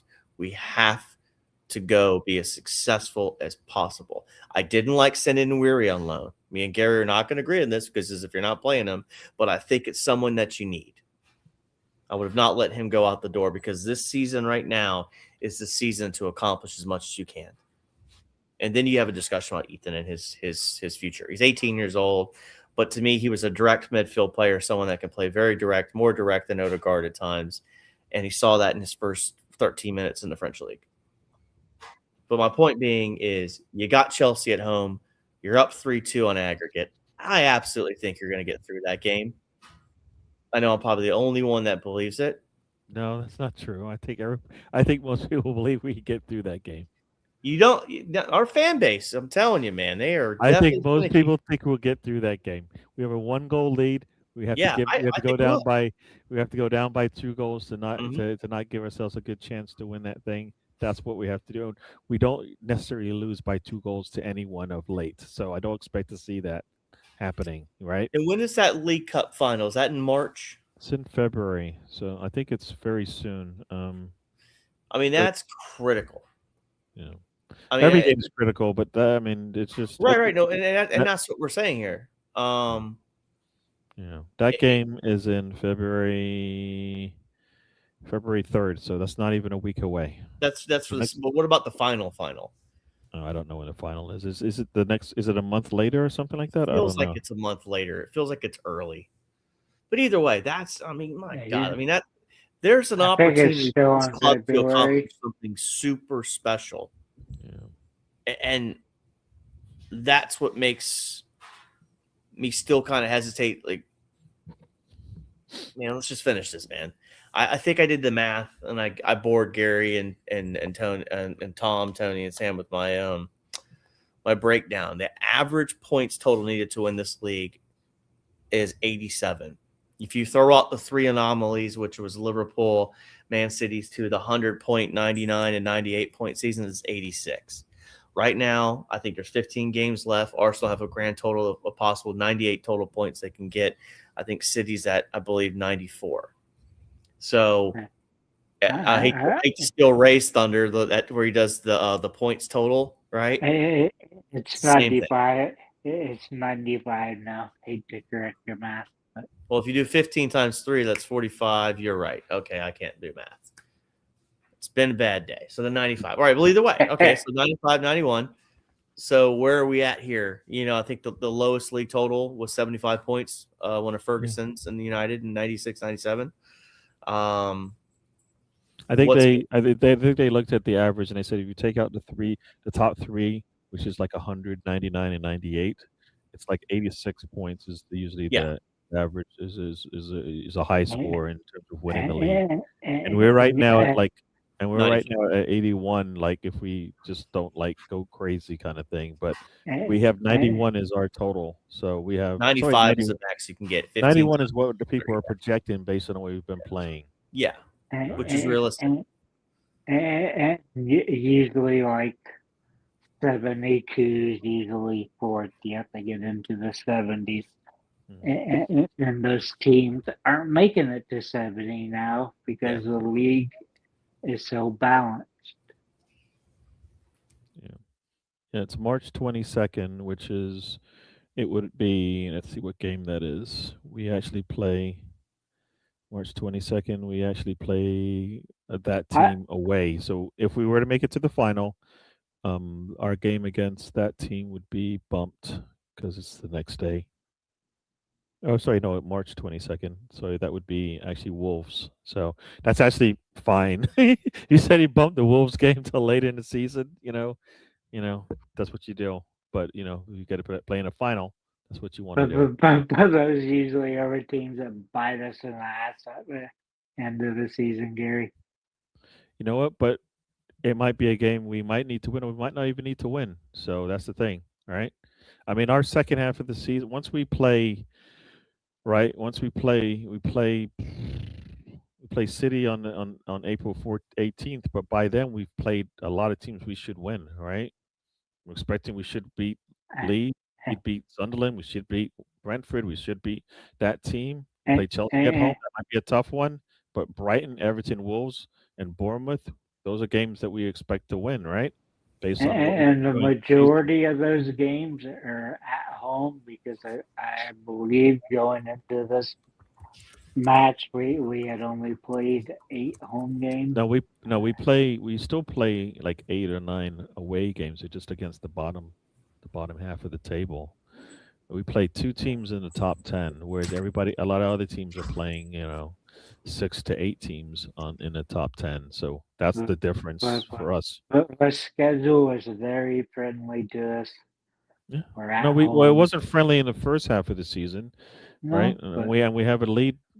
That's what I always say. You play everybody twice. No, but I think it matters when you play them. When you play them matters. 100% matters. You can't tell me that like getting some of these tougher games out early should be beneficial to us coming down to the stretch when we're playing knockout rounds, when we're playing semifinals and quarterfinals and whatnot. I think it matters that you don't have the tough games. It should be, Gary, but it hasn't been so far. No, but that's why I'm saying the luck falls your way. We don't have as much tough games, so if we don't play our best, it doesn't mean we can't still win. We've done that a lot already, right? And to me, that's what makes. There's no reason you should lose a league based on your schedule, based on where that's not true. No, yeah. What you're saying that to me doesn't make any sense. If I told you you're going to play the best teams in their best form in early season, you're going to get wins out of it, and then in the last season, when they're towards the end of the season, when they're struggling, when they've got injuries, when they're beat down, you're going to say, "I'll take that," right? Because you catch right. It's multiple times where we could have beaten Liverpool early in the season. We haven't. It's come back to haunt us, right? But we have 0 injuries now. 0. Yeah. We had them earlier. And we we have none now. We still will lead in the league. So going forward, you should win the league. At a very minimum, you should win the league. Very minimum. So if you don't win it, it's a massive failure. I think you can almost go the same in the Champions League. Champions League, I don't think more it's the same. active draw. I don't think it's the same as the league. But again, but I think the mentality of the fans is already that we've already lost. Like that's 100%. It's already there. I think that the people are just letting the history of like we haven't accomplished it just kind of sit through their like mindset.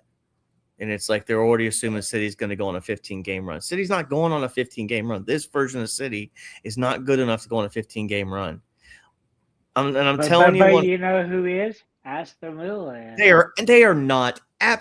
Stop How it. did you get that from? Absolutely not. Where'd They just lost last week 1-0 to Everton at home.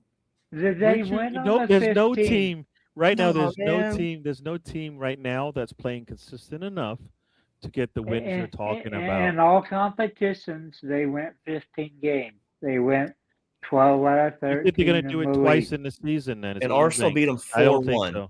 I don't think so. I'm with Spencer on this one. I don't think they're going to have another 15-game run in them. City didn't do that when they went on their 18-game run. They didn't have a 15-game run to start the season. They were struggling, right? Everybody said they struggled. They don't. No. So the best team doesn't do it twice in a season. You're expecting a Villa team to do what City hasn't done even at their. I'm saying they can. It doesn't mean they will. You're saying anybody can. We can do it as well. So but that's not what we're talking about Sunday. I don't think it's going to happen, but I think it's less likely that it will happen for any team. I think in this league, much less a Villa team. Thus, there you should win the league. We should win the league regardless of what team's going to run because we have, like you said, we have a lot of the games in our favor. They're home. Yeah. Right. I mean, City's got some tough competition coming up. They've got to go, I think, Spurs away. They've got, which they've struggled at. I know Spurs has been horrible, but I mean, they've struggled with that. I still think they got to Liverpool away, which they haven't got. I think they've gotten 2 results in 17 there, 2 wins. Yeah. I mean, Arsenal is their biggest competition right now. But again, like, I'm just saying, like, everybody breathe. If you still have at least a 4-point cushion, and impossible that's a trip to the Etihad where you could even take the game from them there. And even if it ends in a draw, it ends in a draw. They don't gain on you. But if you win, you win. I think their front line and our back line is a wash. Absolutely. Even they keep adding. They haven't got anywhere near what they've had in years, right? Even with the players they brought in, they're not even close to what they've had. No, right? They don't have KDB. They don't have, they don't have any of those players. So the players that they've had, they're not even at that level. But our back line is as strong as it's going to probably be as any can be. All right, that we've seen in this league in a while. All right. Everybody's had they've had a Van Dijk, but they haven't had a Gabriel and a Saliba at the same time. You know what I mean? So like I think when it comes down to that, defensively we're solid, and I think that's where we even out for most teams. Well, and that's the thing too, right? Right. So like Gabriel and Saliba, this was the first time conceding 3 goals since the Luton game. 3 years ago? I think it was 2 or 3 years ago. So they had their dud. And it was against a United team that just slapped the crap out of Man City. Man City got blanked by them. Yeah. So, I mean, like, and in let's not also, this is the same Man City that midweek went to Norway and lost to Bodo Glimt. I hope I'm pronouncing that wrong. If I'm not, Bodo Glimt. Yeah. Yep. So I'm just sitting here saying, like, football's really quickly, but our fans, man, I get it. I get we've been burned, but my God, just like keep the faith. And if we're sitting here in May and it's failed again, then we have other conversations. Yeah. Well, that's the thing. Would you keep Arteta if it did happen, right? And for me, I don't see it. If he doesn't win the league or the Champions League, the talks will happen. Absolutely has to happen. Regardless of what he's done outside of that. If he wins 2 domestic cups, that might keep him around for a little bit, but that's not guaranteeing him his spot. He wins a Champions League, I think he's guaranteed some time here. He wins a league, he's guaranteed some time here. I'll take this right now. You give me an FA Cup and a Champions League final, a Champions League win, and I'm okay with it. Yeah, no, you get a Champions League or a league or a Premier League trophy. Yeah. I think that is the one of the goals at the end of the season. That's one of those two is there, and we are set to do that right now. We're destined to do it. Will we get there? We'll see. Right? We're at a point now in the league where I'm going to question. We said it Saturday, right? The 3-game blip, right? And this is for me our second one. I'm trying to figure, what was the first? First one for me was the North London derby, Bayern Munich and Chelsea. That's what I thought was our first, because those were 3 in a row, which is typically the 3 games. This is 3 games in the league. This happened was spread out with the cup matches and Champions Leagues, and So what do you mean by 3? Because that was the Chelsea draw, right?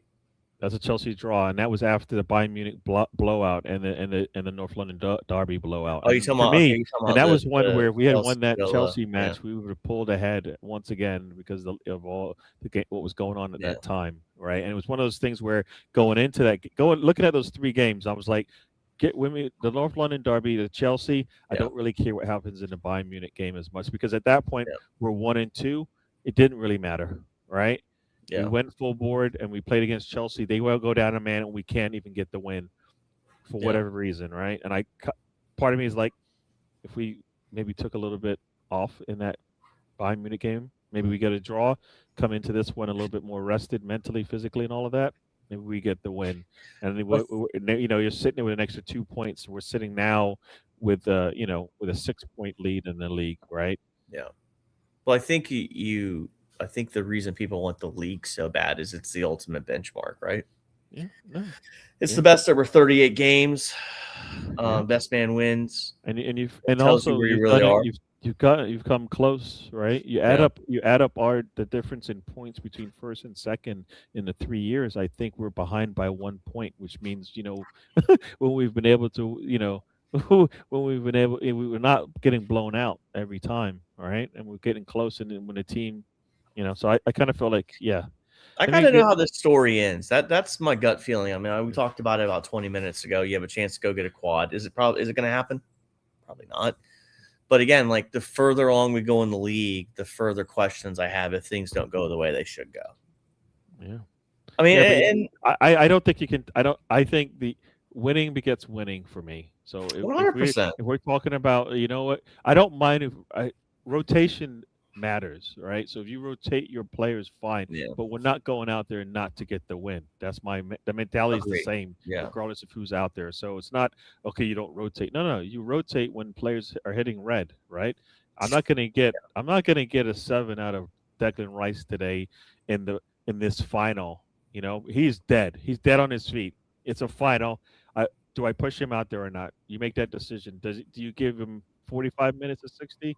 Or do you hold him back and let him come in the second half? You have to, and maybe to defend Arteta on this, and this is what the Jesus decision earlier. Jesus potentially was the hot hand. I think if you also the hot hand, I think you have to also understand the matchup you're going against. In my mind, So for me, I probably still would be on York, but I can understand the position. It's kind of like yesterday with the 4th and 1. I don't like the 4th and 1. I think you should always take the points, right? Yeah. But if you're going to go for a 4th and 1, you better line up under center and do a quarterback sneak, not a play action rollout with a quarterback that hasn't played in 2 years. So again, like there's levels to these things. I understand his mindset. You need to put your team in a position to win. You take the play that you make the right decision that's going to give you the better chance to accomplish what you want. So like you said, guess what? He's new to everything we're doing. We're going to do the easiest thing that we're really good at, right? So that's what we're going to do. The funniest thing I heard, and I don't know if it was I don't know where I heard it, but it was like someone was like, all right, you're going to lock everybody in a room this week and then put on Yorkerez's 100 goals in Portugal, make them watch it and say, get this guy the ball. It was something. I don't know where I heard it, but it's funny. It's not original for me, but it made me laugh. Well, that's the thing. You have to, you bring him in. I don't. Yeah. You bring in Shesko, you bring in whoever you bring in. You bring in what considered the top striker in the world. Yeah. And you try not to use him to his strengths. That doesn't make any sense. I don't care if you decided to bring him in or not. You don't, and that's what I'm saying. I get he's not your preferred, but you brought him. He's in. He's in. That's been decided. But So but in the same game, you don't sacrifice his skill set for your own. You're killing your team basically, right? If that means, that's almost like saying, you know what, Norgard is good at certain things. We're not going to use him in those things because guess what? He doesn't fit my whatever my message is to the team kind of thing. And it's like, no, he has a skill set that actually played against your team. He can play against his own team and we get something out of it. So for me, I think Arteta, he's making the team suffer, not playing players, even if they don't. Well, so I'll say this much too. Let's because again, like I've said, Arteta's got blame, the players got blame. If the players are also letting Arteta down too, that's true as well. Yeah. So he's always had his favorites. What I was gonna say is the same game that Jesus got 2 goals in, which were chippy goals that were just balls bouncing around, and he bounced them in. But he cannot score. The game? That was a crossing, and he could have put a nice head on it, right? He cannot score the type of goal that Bucharest did. I get that. But you play to his strengths, right? He plays a certain way. He scores goals this way. Guess what? You bring in a different person. Guess what? You change up for him because you put him in a good position to succeed. The team succeeds. That's the thing. So I hear what you're saying, but you can get it done. The fact that we are not even, it doesn't even look like we're trying. That's the problem. All right. Let me go through this chat because we got to get out of here soon. We've already hit the 100-minute mark.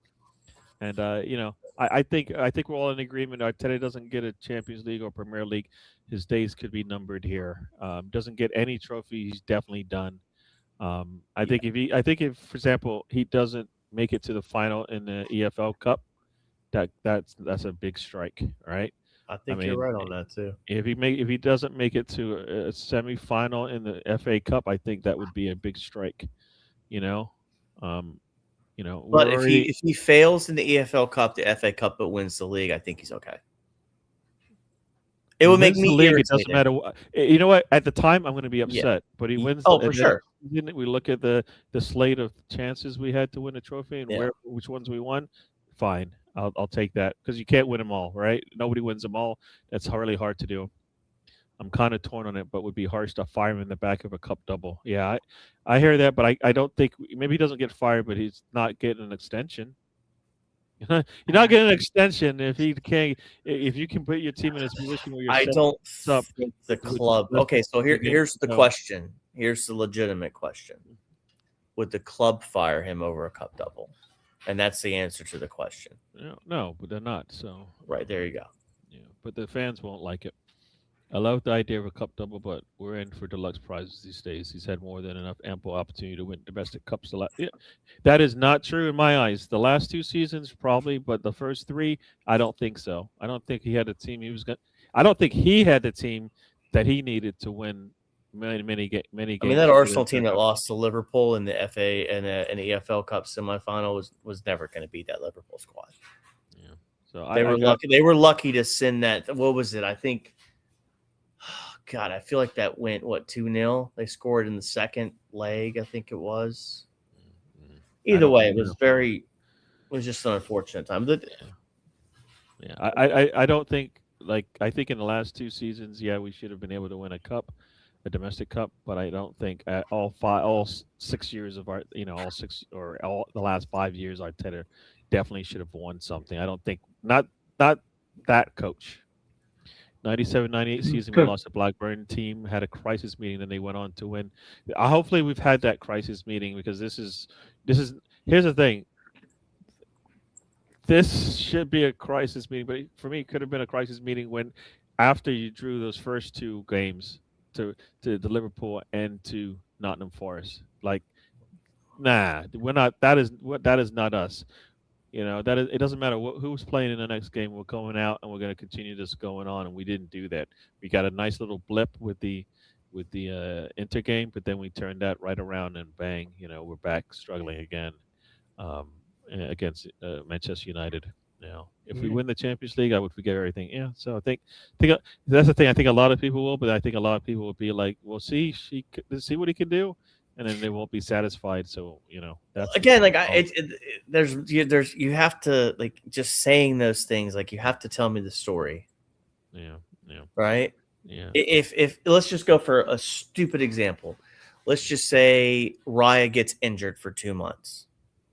And Kepa comes in, rights the ship in the UCL, but doesn't do very well in the league. And then you make it to a Champions League final and you win, but Raya comes back. You know what I mean? Like, it's something weird like that would be kind of like, it is what it is.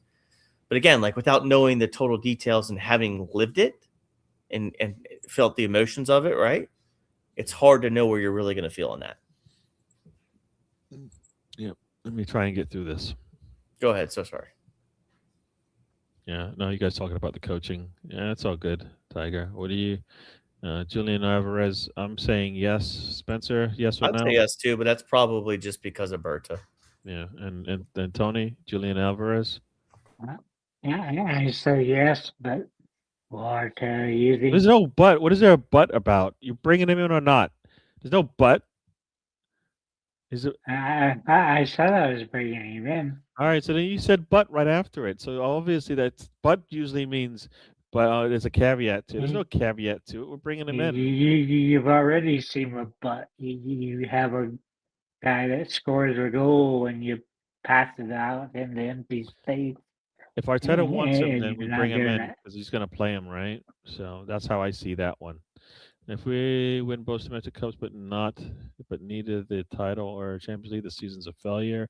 The domestic cups were last, and the year before, yeah, I don't know about that. I wouldn't say that. That's not an unsuccessful season. It's not what we wanted, but it's not unsuccessful. So, who's confident we get past Chelsea? And I think we all said we'll get past Chelsea, right?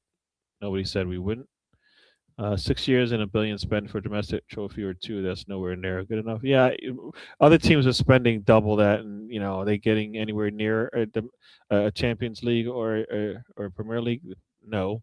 So, take your pick. Which one do you want? I mean, that team, the North London team, they've spent just as much as we have, and they've got Europa League. Do you want that? Right? Do you want that? Doesn't sound like we want that either. So. Yeah, but they went to a Champions League final. It doesn't matter. They didn't win it, so it doesn't matter. That doesn't matter. Arsenal goes to the Champions League final, doesn't win. You think people care that we made it to the final? Yeah, no one cares. Not going to care that we didn't. Not going to care we made it to a final. No one cares. Yeah, that's probably it's even a bigger reason to fire the coach. Not. Right, I don't believe you guys remember Chelsea with Jose Moreno and the way we suffered. If you did, you understand why being in this position, we're in a golden opportunity. We've waited. Yeah, no, we are. But again, with that, we Tony, myself, and Gary have all watched multiple different sports and watched our team suffer through the ebbs and the flows. So we understand what greatness is. We've seen it. I always get this, like, everybody talks about the ultras and stuff, and did they go through their season winning all of them, like all their games, right? They win all their games. They never lose. Yeah. They never have a bad run of form. They just win all the way through, and the ultras are there the entire time. All right. This is what this season is. So as a fan, there's going to be ebbs and flows. You're not going to have form all the way through. We had a really good run in the first half. We haven't suffered that significant yet, right? So, and it may not even happen. So, I think if you're going to talk about, people talk about being ultras and what these other fans expect of their teams, guess what? They don't go through those seasons perfect. Not every game is a win-win-win. I mean, you go through struggles. Everybody does. There's a little run of Yeah. games where you struggle at, and you see it through, right? And that's what we've got to see this one through. 100%. Jose punked us, and I'm wanting revenge on these teams for a long time. We need trophies to build up our reputation again. Yeah, we've got trophies. We don't need to build up our reputation. We just need to win more. We need to continue to win. We've got tons of trophies, right? So I hate to say it, but our best run at the title was 2 years ago. But Arteta ball cost the title on the last day. Had Arteta dumped his style 4 games early, we would have won it. Yeah, I think there was a good chance. I think there's a 3-game stretch there where we had it. I think it was a 3-game stretch going into the City match where we drew all 3 of those games. We win one of them. We're not even talking about losing by 2, right? We drew 3 games in a row. We had a lead in all 3. Then we play City and get blown away, right? All right. And that's basically 7. That's 3 points out of a possible 12.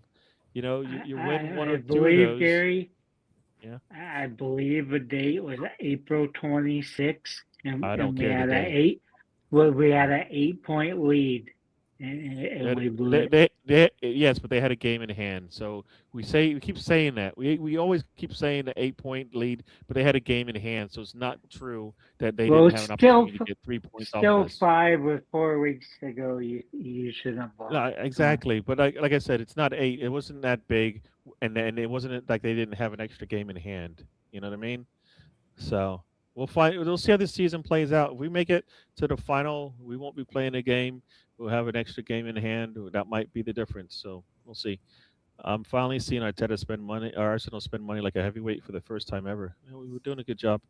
Let's see. I found the other day, Ethan and Wary has a brother who's also signed with us at youth level. We'll see if that plays out. I have no confidence in this season with the way we're playing.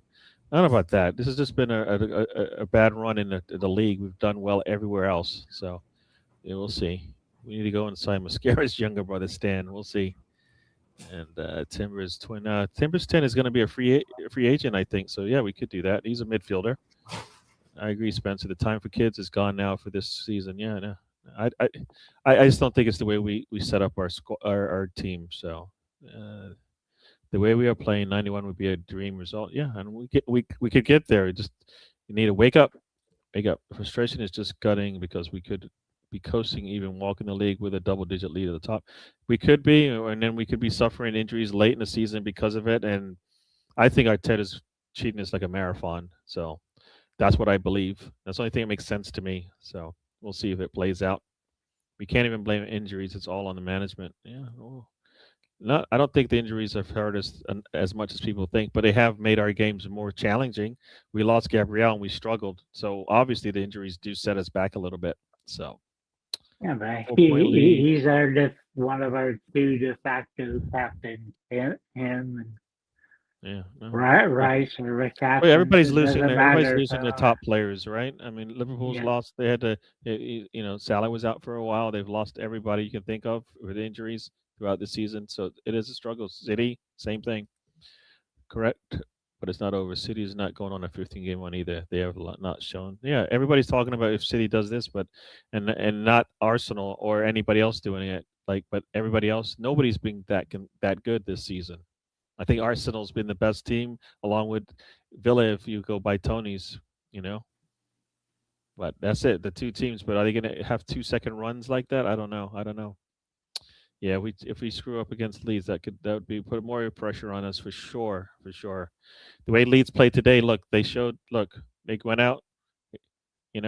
That's how they play a lot of times. They might get a lead, but they can't hold on to it late. They've given up goals late in games after having a lead. They've done that a lot this season. If you look at their games, a lot of times they've given up a goal late. They gave up a goal late to City, right? They gave up a goal late to Liverpool, I believe. These are games they had leads in or an opportunity to win. So yeah, they've done it all, but they will give up goals late just like us. So I think we're okay. So even if they get it run away from us, I think we still have a chance, and we have been able to score late as well. Nothing to do with the fans. The team's been capable. Has to convince us this time is different. Yeah, I think it's a double-edged, two-way street. Both the fans and the players are going to have to, build it. So I know Arteta was screaming for the fans to get all loud and stuff when we were scoring, and late in the game, I don't know if he was doing that, and he should have, but I don't know if he was. We could have had 11-point cushion for sure if everything's perfect, but that's not the way it works. Spencer, we're pulling a McLaren and letting Verstappen back into the race. I don't think City is Verstappen. Not this. It'd be. This isn't Verstappen. This is Verstappen's cousin, right? This is not Verstappen. This is not the City of the last 6 to 7 years, right? Look. I understand the fear, Gary. You guys are gonna have to figure out how to compartmentalize it better because it's just yeah. No, I think we got Gavin L in the house. Thanks for joining us, Gavin. Hopefully you guys are still around. I know we've been ignoring you a little bit, but I'm trying to catch up. You haven't even mentioned Villa. Yeah, I don't think we've mentioned Villa because I think everybody can say because everybody says City's the one, right? Everybody's saying City's the one. You put up Villa, but I don't see it. I don't see Villa going on a run. I think Villa they have games in the Champions League to play too, and as I recall, I think all of the teams in the Premier League will definitely be playing in at least the first leg of the playoffs, right? The first set of playoff games, if not the second one. So they're all going to have extra games to play. I don't know if Villa is. I think Villa is sitting in the. Are they sitting high up? I don't remember if they're sitting high up in the. Let's see where they are. I think Champions League. Let's see what it says here. So Arsenal sitting at number 1, Liverpool 4, that team 5th, Newcastle 7th, Chelsea 8th, Man City 11th, and I think Villa is there. I think they're in the top 4 of there, right? They're in the top 4 of there, so they're gonna have extra games, not tough games, but extra games midweek that they're gonna want to try to win. So, yeah. I think everybody's going to have extra games to play. So, yeah. Thanks for joining us, Gavin. Van Dijk was definitely awful this weekend. I mean, he's had some meme moments this year. Meme moments, agreed. You guys talking about trophies. Inter Milan, notwithstanding, we've kind of been papering over the cracks. Too many key players on some serious goal droughts. Yeah, that is true. We have not been scoring. But we've been making it through, and I think Arteta has to figure out how to get his scorers scoring, and it can't always be by committee. We defend. I guess we defend by committee, right?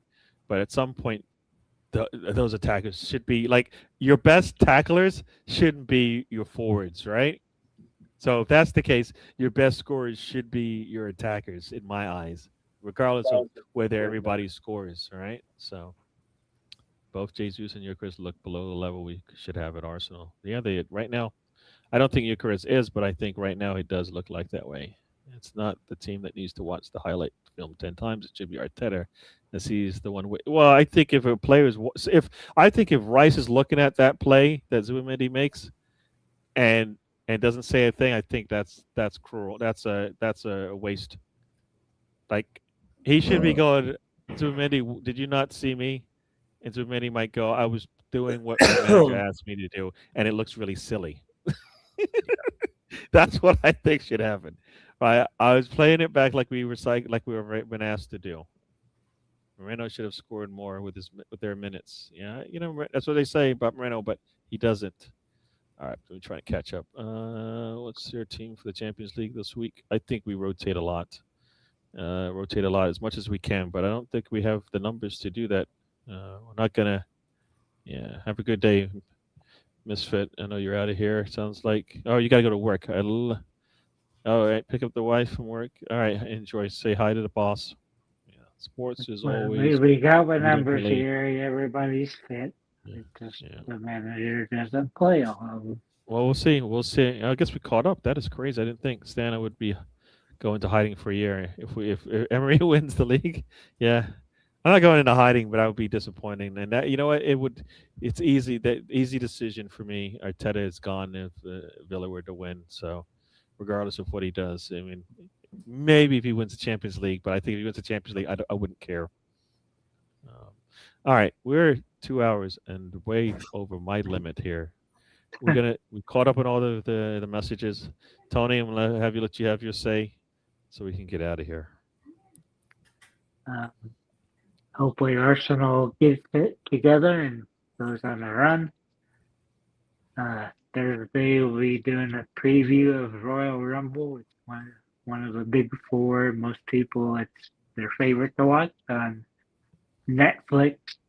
It was the #1 watch premium live event last year. So that will be coming up Saturday. Cool. All right, Spencer, what say you? Enjoy the rest of the week, guys. Tomorrow got a game, right? So Is it tomorrow? it's Wednesday. I don't know why I don't know. Yeah, it's Wednesday. But yeah, enjoy the rest of the week. Just take a breather, everybody. Like, you haven't lost anything yet, man. I mean, if Arsenal were now 4 points trailing, okay, but we're not at that point, man. So just breathe. I've been sent some things, man, and just seen some people talk, and but it's been an interesting day. I mean, I'll give you this much, right? Arsenal lost Sunday, obviously, everybody knows that, and then Denver lost yesterday. But it's like I texted Gary, and I was like, man, I'd still do that day over again, because because this is a drug, right? Sports is a drug. It's not the most important thing in life, but it's fun. It's you chase that goal, that pick six, the touchdown. It's fun, man.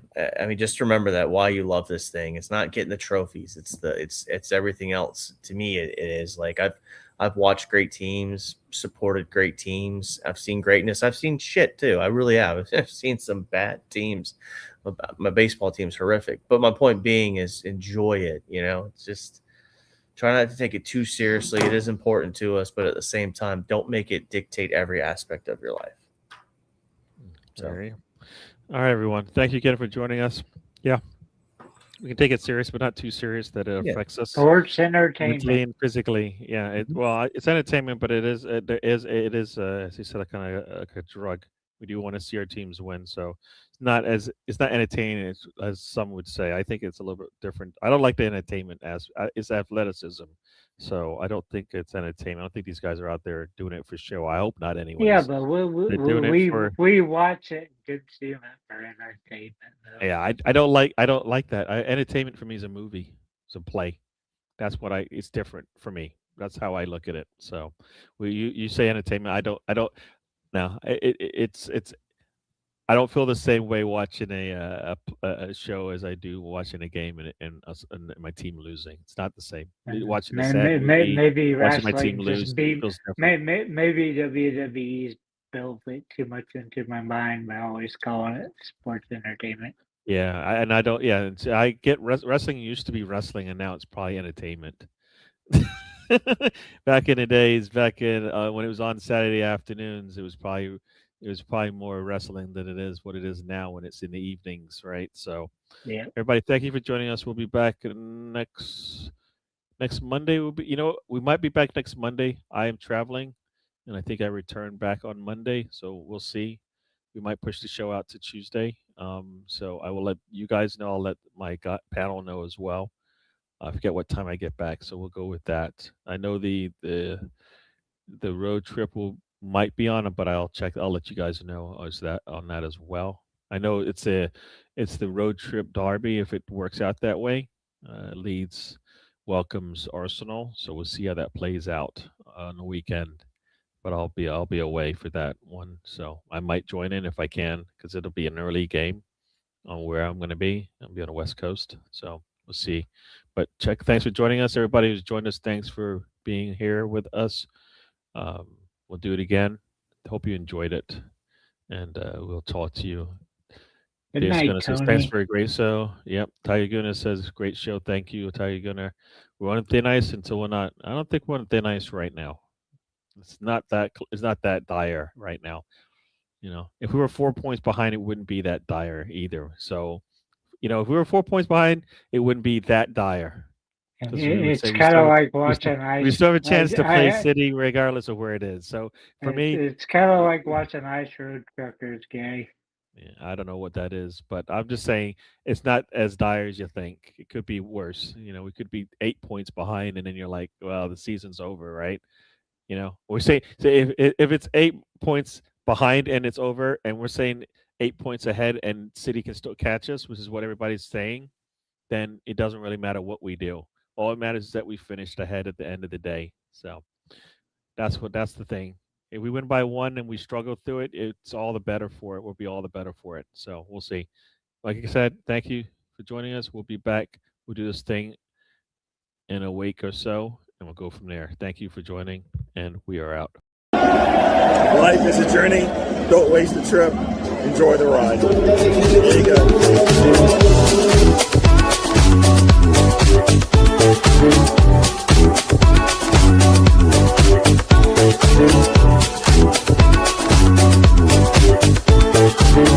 go.